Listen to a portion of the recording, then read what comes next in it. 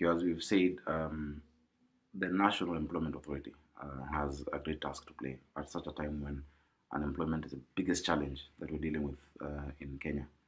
From connecting these young people to the job market, from building their skills, from making sure we have the right content taught in our universities by matching the skills and the curriculum being taught and what is needed in the market, from providing a platform through which they can be linked to internships in private and public sector. There's a lot that really this institution is supposed to be doing, and we've really been looking forward and trying to push for it to be operationalized and for it to work.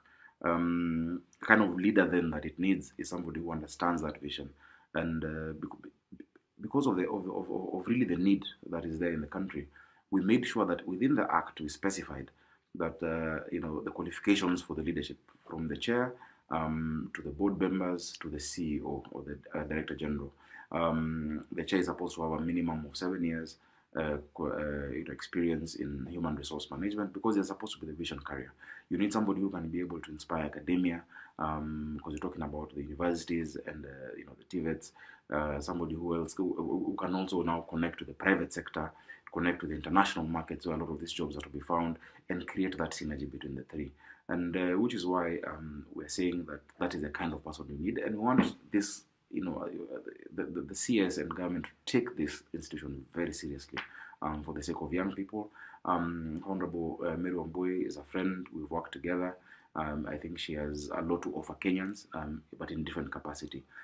For this particular one, we know many Kenyans, and we have no one in mind, no specific person, but there's so many Kenyans.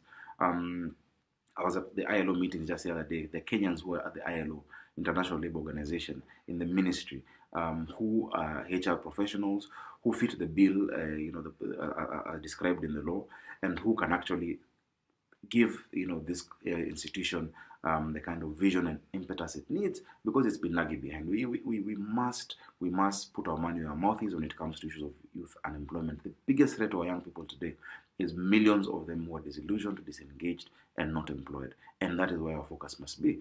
And so, because of that, we are urging Mheshimiwa Wambui to just politely decline that appointment.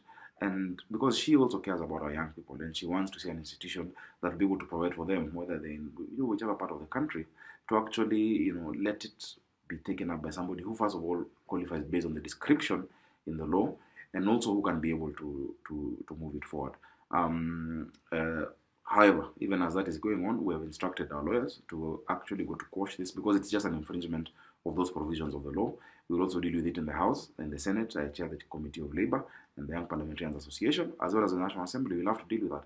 Another thing we have to deal with is the fact that the law says clearly that the Director General should be should not have attained the age of 35, the Director General of this institution.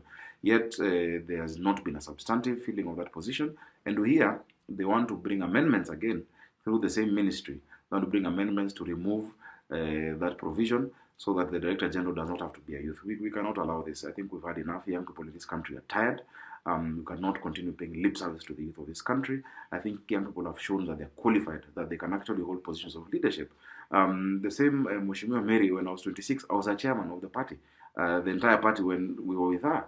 We've seen young people, even in ministries, we've seen young people in the private sector doing so well and such a good job.